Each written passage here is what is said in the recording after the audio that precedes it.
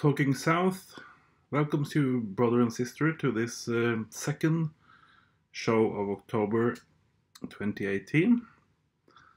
And there's been a lot of talk lately about a new report from the United Nations and the IPCC, the so-called climate panel, and we'll get back to that after the important news. So in the middle of all this fuss about the climate report, we have a major, very special event going on in the Arctic. And as you know, what happens in the Arctic with the melting of the ice has very significant effects for the climate all over the hemisphere and the entire planet. And I'll just talk you through a couple of slides, and then we'll return to the political scene and some deep ecology philosophy. All right, so since the September minimum for sea ice in the Arctic, we have had a record slow regrowth of sea ice volume, and the refreeze is actually only at 1% this year in 2018. So it's the ice is growing back very, very slowly. You can see 2 other years that are almost as slow as 2018. It's 2009 and 2007.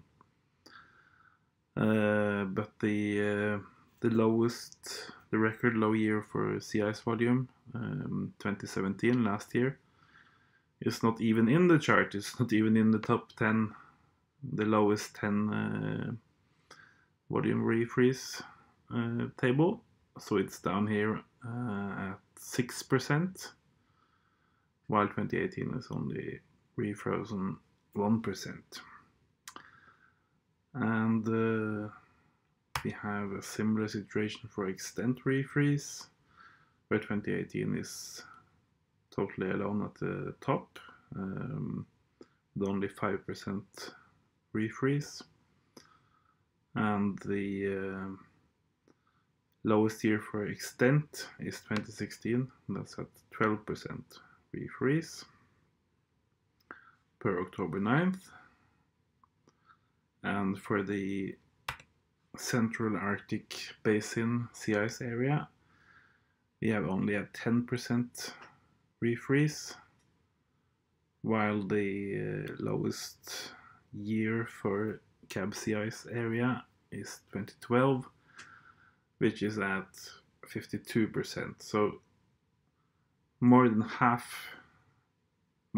of the difference between winter maximum and summer minimum for the sea ice area in the Cab has already refrozen by October 9th in 2012.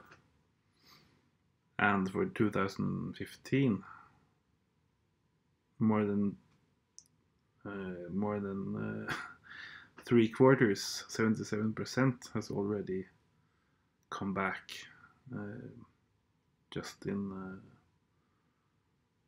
a little under a month since the summer minimum. And in this slide we have the annual average extent and the massive slow refreeze event I'm talking about in the Arctic.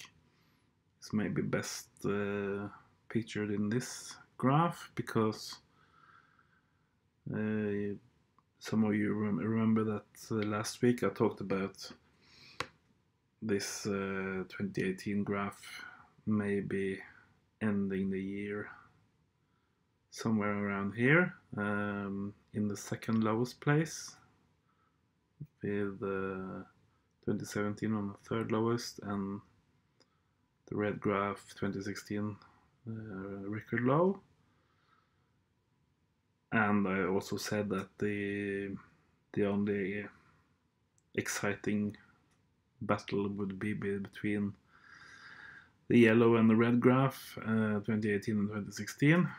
And you can see now that my app has already produced a warning that tomorrow already on October 11th the 2018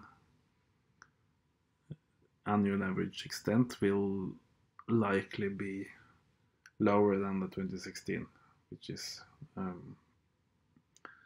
at the end of the year is the lowest year for extent. So you get this kind of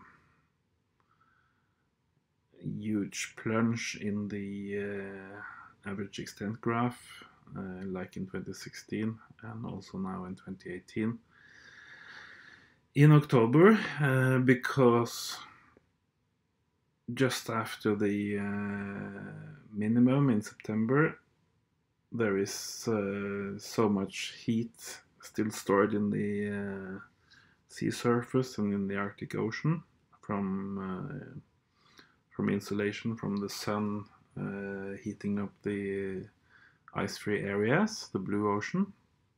And when you come out in October, most other years they have a refreeze which is pretty rapid because the days are getting much shorter and basically winter is returning. So that's sort of what used to be the normal. But then you have some years, a couple of years in the record, like 2016 and 2018, that just don't play by the rule.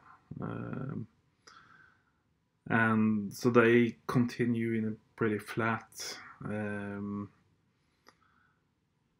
flatlining graph for the daily extent, while the previous years go up quite steeply, and that makes the annual average graph take a nosedive like this.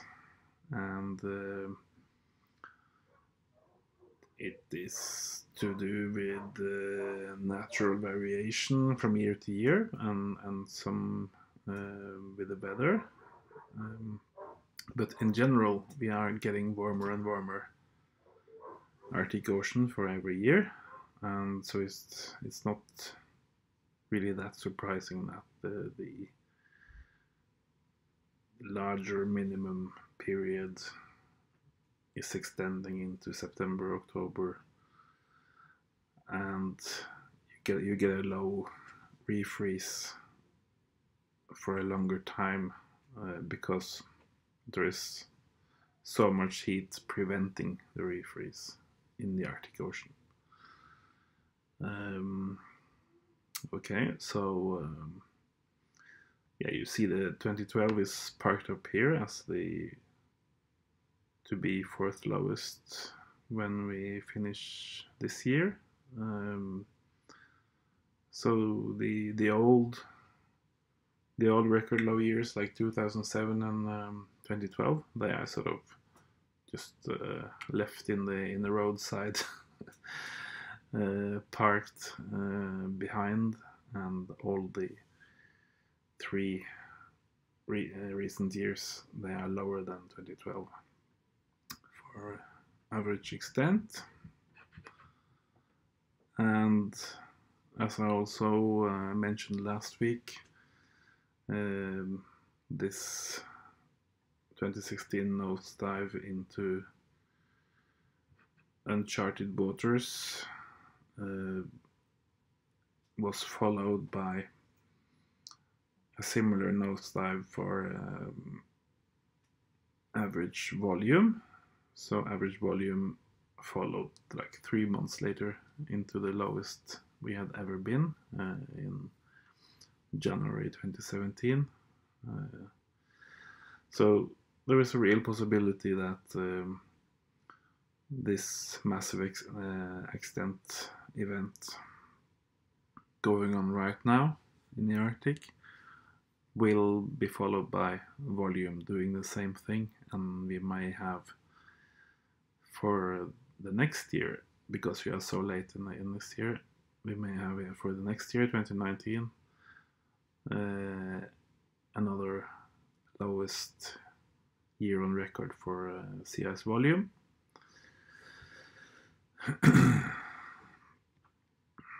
So that's that.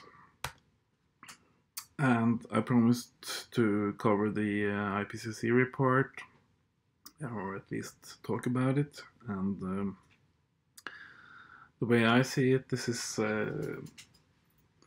in many ways, this is the deep state in a panic mode, because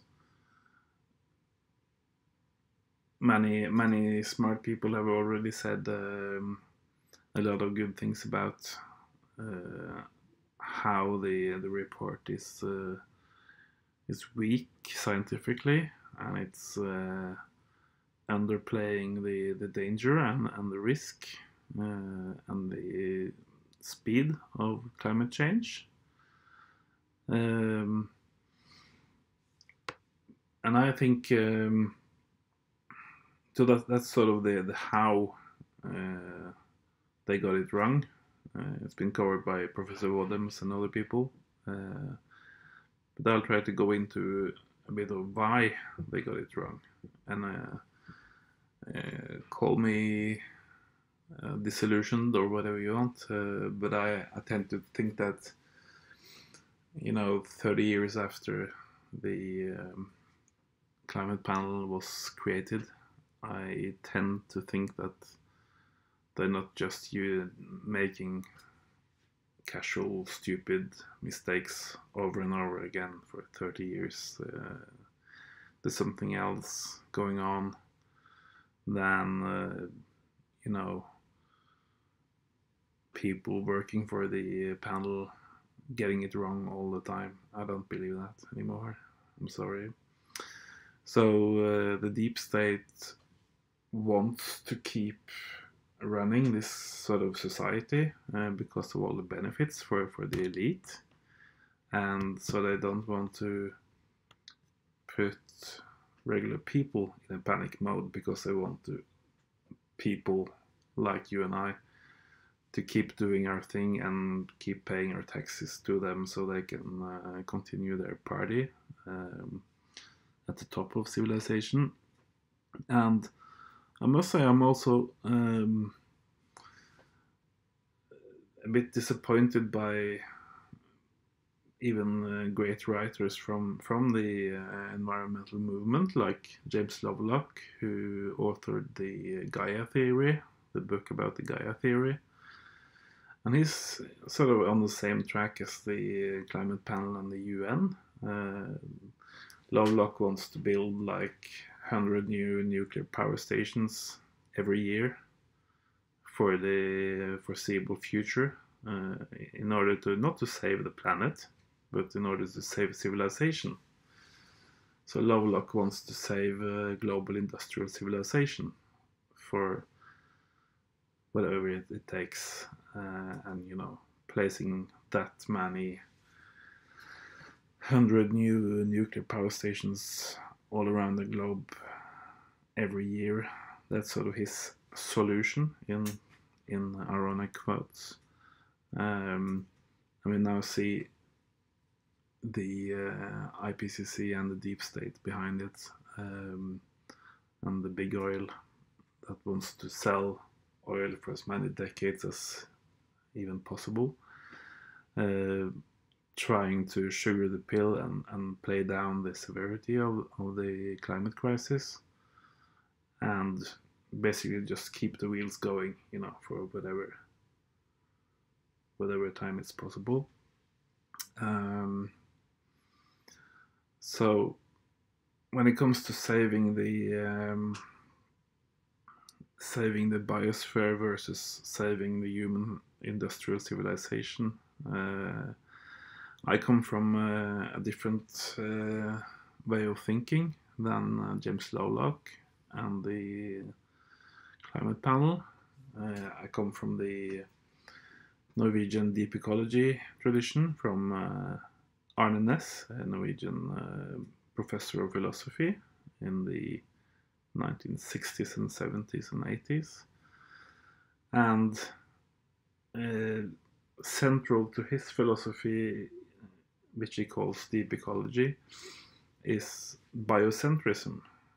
Instead of human centrism, you put the whole living planet or every living being on the planet at the center of attention, or at the center of your considerations and your thinking. So if I was forced to choose between saving civilization and saving the biosphere, I would go for the biosphere every time, because humans cannot live in isolation without all the birds and plants and animals and living creatures in the sea and everything. It's like we're not an isolated lab animal that can live on some gel or something from the scientists. We are an integral part of the ecosystems, and so I think all this talk about saving human civilization is just ludicrous. I mean, even the green movement has succumbed to that way of thinking, to Lovelock's way of thinking, where it's all about us humans. We can just screw the rest and just save this industrial way of living, and save civilization, and then everything will be fine. But it's like, I mean, that's actually the reason Næss called his philosophy deep ecology, because his way of thinking is far deeper, where you actually take into account all the other creatures and all other living systems, while the regular green movement is the shallow ecology movement in his thinking. And of course, Arne Næss was only the first Western academic to write down these very common sense ecological principles that have actually been a part of most tribal societies all over the globe. But he's sort of the first Western thinker who formalized it and put it into an academic context and published his works and that kind of thing. So he's not he didn't claim credit for the concept of thinking about the rest of the planet, and that's much older than him. But it's an important contribution to the way the Western world and the academic world thinks about itself. Of course, it's mostly ignored even by the Green parties in most countries, because they still have their loyalty deep inside the machine of the industrial society. And people like Næss and yours truly, who used to be on the same list for the election for the Green Party in my earlier hometown Oslo, we are more like considered what do you call that? Trouble, basically. We're like trouble because we have principles. We believe in conserving the ecosystems and the biosphere, and that doesn't make for good elections, they believe, in a way. So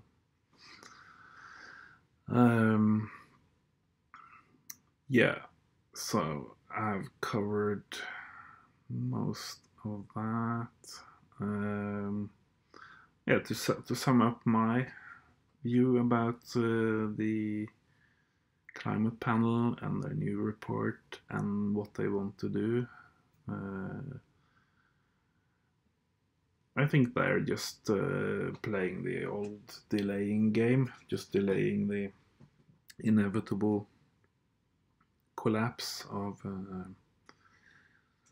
human civilization, and in order to keep the profit stream coming in for like, I think they're talking about 12 more years now. So it used to be 10 years back in 1989, but now they say we have 12 more years to to figure out our shit.